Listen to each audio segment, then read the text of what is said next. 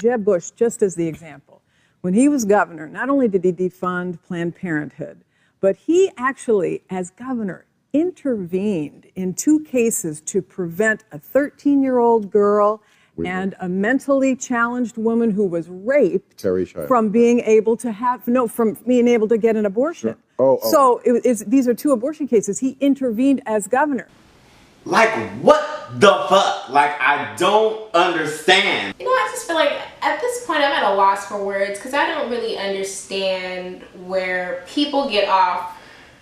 Let me not say people. Where men get off telling us what it is that we women can do with our bodies.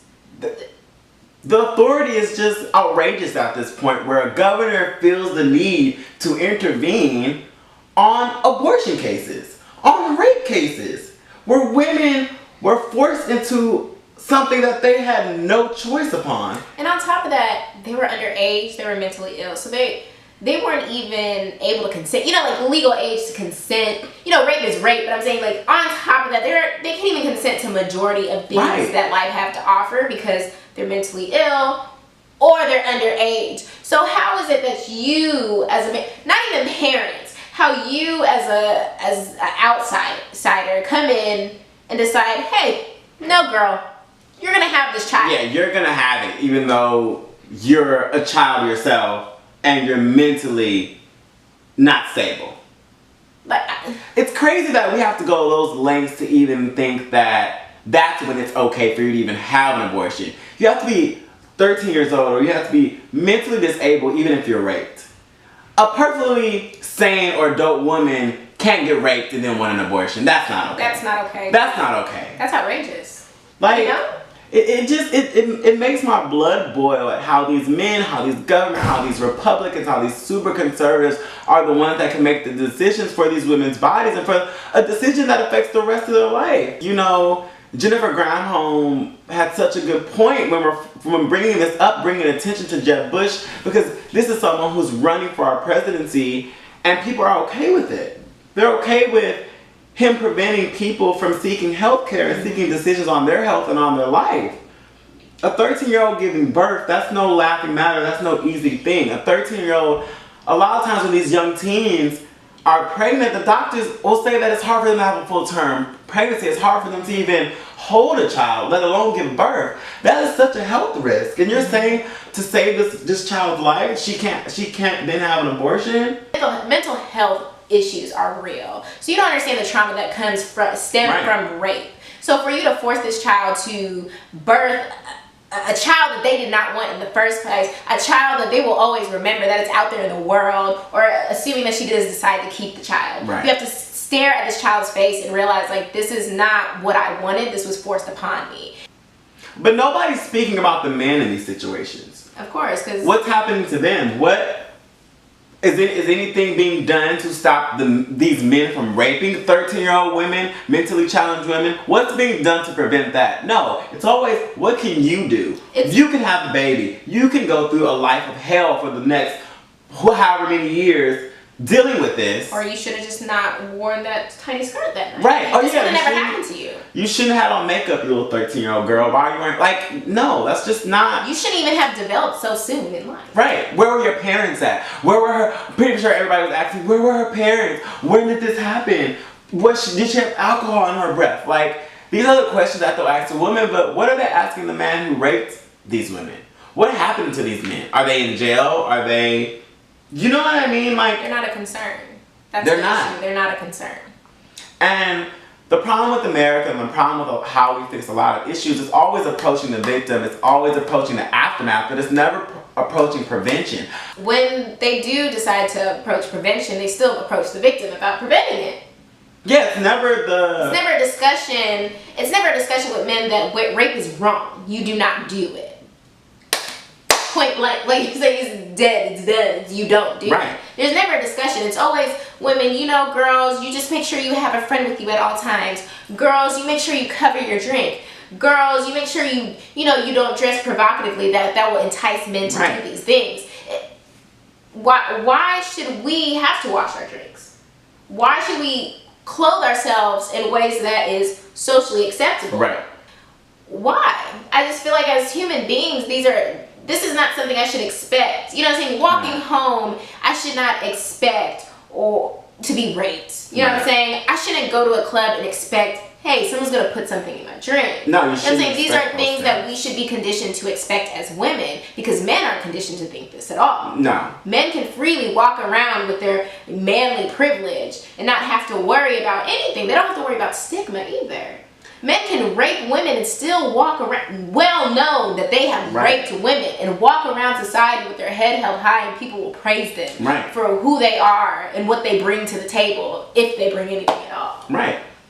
Growing up as a woman, I feel like you're conditioned to just, this is just the way it is. You know, you kind of, you know, just even growing up as a black person, you know, you're conditioned to understand that, you know, this is the way it is. It's always been this way, and, you know, you can hope for it to change, but sometimes you just don't really see the light at the end of the tunnel, because society is conditioned so well to really believe this way. You know, Amber Rose just had that slut walk, and people were in outrage about it. Like, outrage that Amber Rose was the face of this slut. Mind you, this slut walk has been going on for some time now. But people don't even know that. But people don't even know that. People don't even understand the purpose of the slut walk, knowing that it was really about rape culture. I mean, it's just crazy that, you know, we as women are not seen as, you know, autonomous, you know, human beings. We as women aren't allowed to use our bodies how we please. But there's male privilege, and Jeb Bush is speaking from a point of view of that male privilege. You don't know what it's like to be raped. You don't know what it's like to have to deal with wanting an abortion, not wanting an abortion. You do not know the realities that women in America face day to day. Yet you're speaking on the issue that has literally nothing to do. You sat up and intervened with your authority as governor to affect these women's lives for the rest of their lives, when you are not in their shoes. You hold a privilege that they cannot relate to as a white Republican man in America. You cannot relate. And it disgusts me how men continue to use their privilege to control women and to control their rights and to control their bodies. It's disgusting at this point. This bill to become law, which was called the Scarlet Letter Bill, which required women who are single moms who wanted to put their children up for adoption to publish their sexual histories in the newspaper so that the father would know, even if they were raped. And then he writes in his book that he published called Profiles in Character that he thinks that I'm not kidding, that public shaming of single mothers or promiscuous teenagers is a good thing to prevent them from misbehaving. So my issue is more so, why is it that men have so much to say about women's body? Right. It's kind of the whole dynamic of, you know, the virgin and the whore. They want us to be, you know, virgins. You know, you want us to cook your meal, and, you know, you want us to be like so sweet and pure. Nice. But at the same time, you want me to know how to suck your dick right. You want me to be the perfect freak. You want me to be Trina Rockstar. Like, I don't know how I'm supposed to do both. Yeah, that's the issue that I have. It's like there's just two extremes. Like with what Jennifer Granholm said when she was discussing the Scarlet Letter Act and the public having to denounce your sexual history in the newspaper. It's just like, but why does it have to be so extreme? Why can't I just be a sexually active woman like a sexually active man? Like why if I have so many sex partners then I'm a whore, or if I have one sex partner I'm the Virgin Mary, or I'm just a faithful spouse or a faithful woman? Like, men are never classified as sluts. Never. I'll hear every now and then a girl is like, oh, he's a hoe.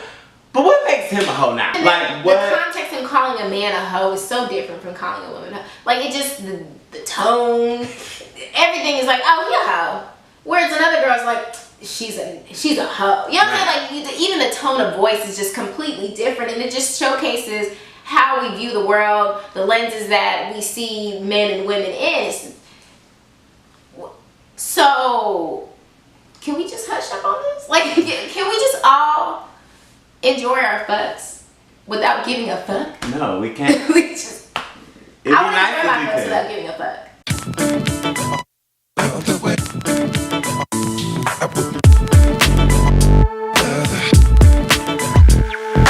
So my a lot to say.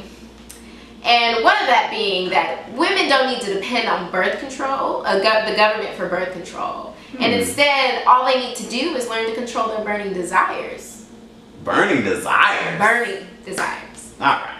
So, for those of you who don't know what By Felipe is, it's By Felipe. It's an Instagram account, catered to exposing men who kind of retaliate with, hostility after being rejected. Oh. So literally it would be like, screenshots of text messages and, Tinder accounts or wherever, they're having these exchanges. And, men just being dicks. And just saying, like, hey, you look beautiful. Oh, let me see your titties. So the woman would be like, no. And they'd be like, you slut. You should have, you should have shown me your titties. A man like me, I deserve. And it's just like 0 to 100 real quick. Real quick. Bye, Felipe. Bye. Bye.